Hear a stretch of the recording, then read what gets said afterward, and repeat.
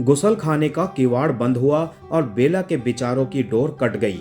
उसने दृष्टि घुमाकर इधर उधर देखा। संध्या नहाने चली गई थी। सहसा एक विचार ने अचानक उसके मस्तिष्क पर हथौड़े मारने शुरू कर दिए। चोटों की गति बढ़ती गई और वो बेचैन होकर तड़पने लगी। विचार ने क्रिया का रूप धारण कर लिया। वो बिस्तर से उठी और एक गठरी की भांति लड़खड़ाती सामने आई। अलमारी की ओर बढ़ी। कठिनाई से झुकते हुए उसने मेज पर रखी दवा की पुड़ियों को उठा लिया और उन्हें अलमारी वाली जहरीली पुड़ियों से बदल डाला। यह सब एक पल में हुआ और हाँफती हुई धड़ाम से बिस्तर पर जा लेटी। उसे अपनी इस दशा पर रह रह कर क्रोध आ रहा था। संध्या नहाकर गीले कपड़ों को बरामदे में सुखाने बाहर आई तो उसके कानों में बेला की पीड़ा से कराहने की आवाज सुनाई दी। वो भागती हुई भीतर आई और बेला की ओर लपकते हुए बोली, क्या बात है बेला? लेकिन बेला चुप रही। पसीने से लथपथ चेहरे और हाथ पांव मारने से ऐसा प्रतीत होता था कि उसे तीव्र पीड़ा उठ रही है। संध्या ने धीरज देते हुए उसका सिर अपनी गोद में रखा और अपने पहलू से उसका पसीना पोंछने लगी। कांपती होठों से बेला ने उसकी ओर देखते हुए कहा, मेरा दिल डूबा जा रहा है। संध्या ने झट मेज से एक पुड़िया उठाई और पानी में मिलाकर बेला को पी जाने के लिए कहा। उसने कांपती उंगलियों से गिलास पकड़ा और पीने का प्रयत्न करने लगी। संध्या आनंद को बुलाने के लिए टेलीफोन की ओर झुकी। अपनी और उसकी पीठ देखकर बेला ने गिलास वाली दवा आंख बचाकर खिड़की से बाहर फेंक दी और संध्या के मुंह फेरते ही गिलास उसे इस ढंग से पकड़ाया जैसे एक ही घूंट में उसने पूरी दवा गले से नीचे उतार ली हो। क्षण भर शांत रहकर वो फिर बेचैन हो उठी और दांत पीसकर अपनी बेचैनी प्रकट करने लगी। दीदी से उसने कहा कि दवाई ने मेरे शरीर में आग सी लगा दी है और मेरा कलेजा जल रहा है। संध्या ने उसकी दशा बिगड़ती देख आनंद और डॉक्टर को टेलीफोन पर बुला लिया। आनंद के कुछ मिनट पश्चात डॉक्टर भी आ गया। तीनों बेला की घबराहट देखकर विस्मित हो गए। कोई ऐसा कारण नहीं था कि डॉक्टर ने निरीक्षण किया और कुछ भी ना समझ सका। उसने संध्या को एक और पुड़िया देने को कहा। संध्या ने फिर से वही पुड़िया पानी में मिलाई और बेला के पास ले आई। बेला ने दवाई पीने से साफ इनकार कर दिया और कहने लगी, नहीं नहीं, मैं नहीं पीऊंगी। इसी पुड़िया ने मेरी नसों में आग लगा दी है। मैं नहीं पीऊंगी, ये जहर है। डॉक्टर की दृष्टि एकाएक कागज की उस पुड़िया पर पड़ी जिससे दवा निकालकर संध्या ने बेला को पिलाई थी। उसने झट से कागज उठा उसे खोला। पॉइजन। बड़बड़ाते हुए उसने संध्या की ओर देखा और घबराहट में बोला, ये क्या कर रही हो? क्या? वो झट से बोली, ये पुड़िया तो दूसरी है। कहीं पहले भी तो यही नहीं दे दी? नहीं तो वो पुड़िया को मेज पर रखी दवाई की पुड़ियों की उंगलियों से टटोलने लगी। सब पुड़िया वहां थी। उसने भागकर अलमारी में रखी पुड़ियों को देखा, वहां दूसरी पुड़िया रखी थी। संध्या यह बदली देखकर आश्चर्य में खड़ी की खड़ी रह गई। इतनी बड़ी भूल कैसे हो सकती है?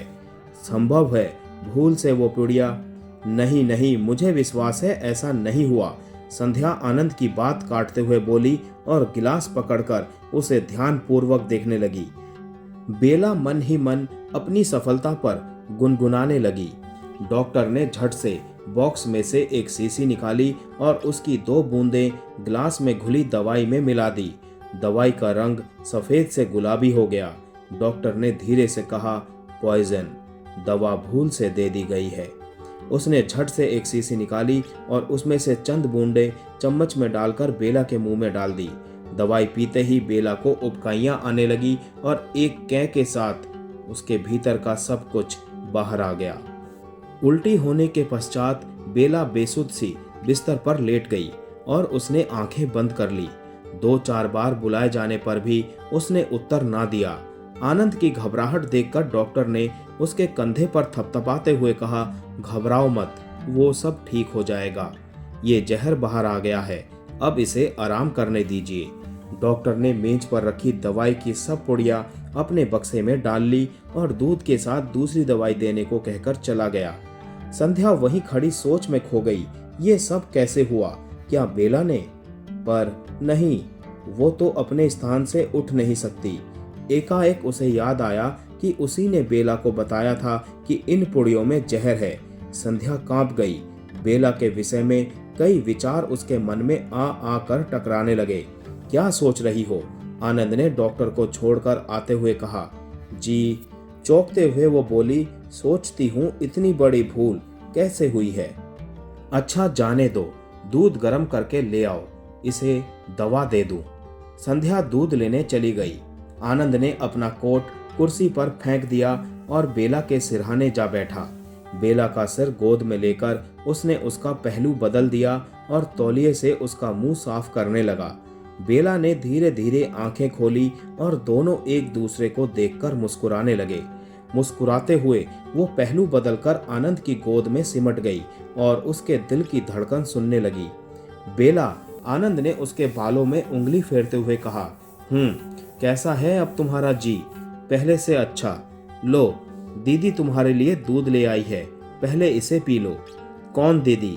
गर्दन उठाकर बेला ने एक कड़ी दृष्टि से संध्या को देखते हुए कहा, जो हाथों में दूध का प्याला लिए पास आ खड़ी थी। मैं इनके हाथों से तो नहीं पीऊंगी, इसमें भी इन्होंने जहर मिला दिया होगा।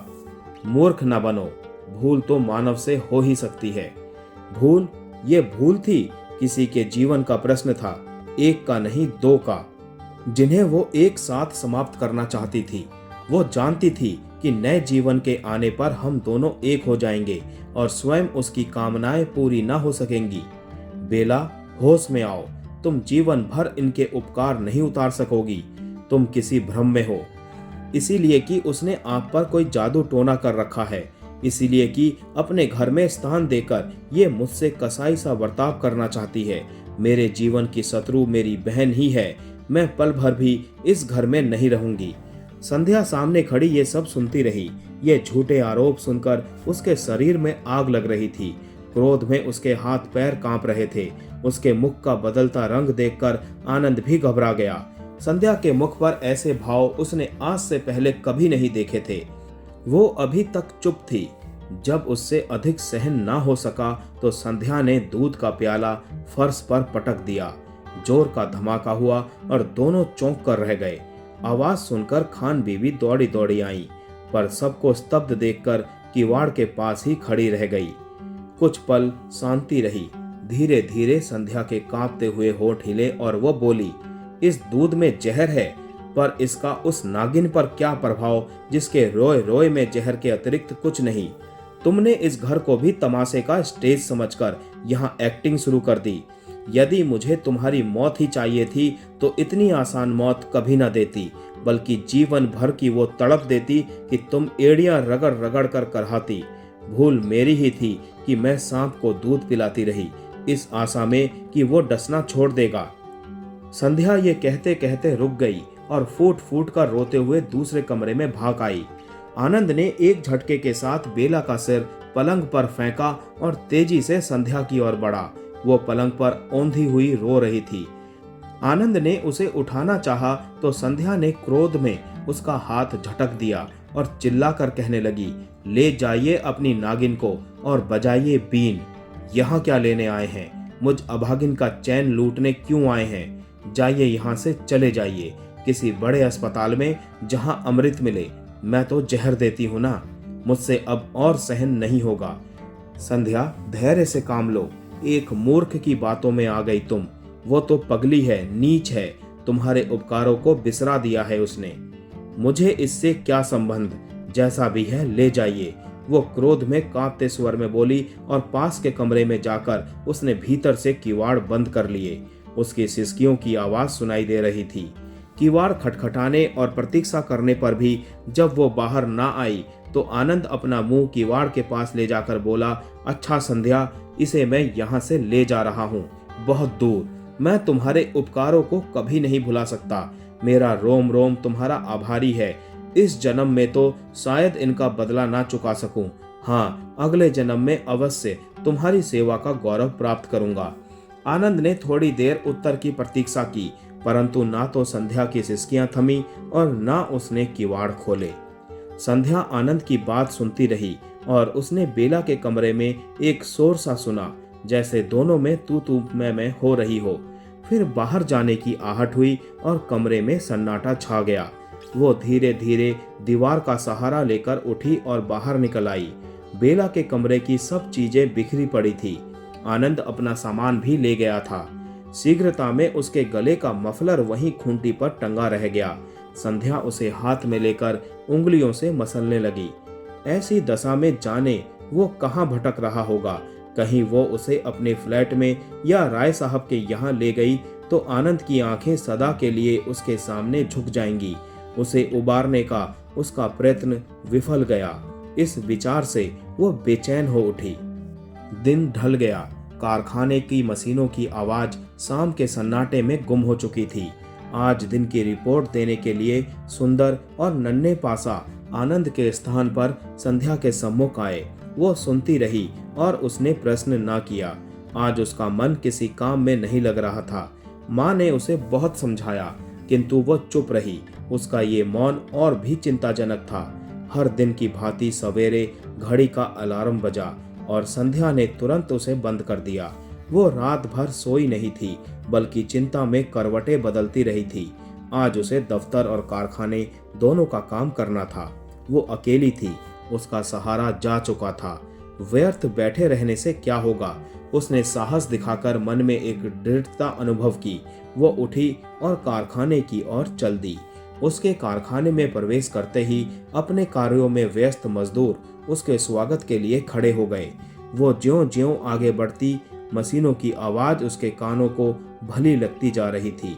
आज कितने दिनों बाद उसने दफ्तर के दरवाजे को छुआ जिसे कल तक आनंद की उंगलियों ने स्पर्श किया था। बाहर बैठे चपरासी ने झुककर नमस्ते किया। संध्या ने मुस्कुराकर उसे उत्तर देते हुए भीतर प्रवेश किया। भीतर जाते ही वो ठिठक कर रुक गई। सामने मेज पर आनंद बैठा काम कर रहा था। अभी वो विस्मय से उसे देख ही रही थी कि वो अपनी कुर्सी से उठते हुए बोला, आइए। किंतु आप कुर्सी पर बैठते हुए वो बोली, घर छोड़ा है काम नहीं। घरेलू बातों से सांसारिक धंधों का क्या संबंध। ओह, मैं समझी थी शायद आप काम पर नहीं आएंगे, इसीलिए मेरा काम करने के लिए आपको आना पड़ा। ये हर बात में आप क्यों? अपने मालिकों को यूं ही संबोधित करते हैं। मालिक? घर में आप कुछ भी सही किंतु कारखाने की मालिक आप ही हैं। लेकिन आप छोड़िए इसको, क्या सेवा करूं? पहले ये कहिए बेला कहाँ है? अस्पताल में। उसका स्वास्थ्य अच्छा है। संदेश भेजा है उसने। क्या? अपनी भूल की क्षमा मांगी है। संध्या ने आनंद की ओर देखा, फिर बोली, ये उसका संदेश नहीं, आपके मन की आवाज है। आप उसके लिए झूठ बोल रहे हैं। आनंद ने आंखें नीची कर ली। वास्तव में उसने झूठ ही तो बोला था।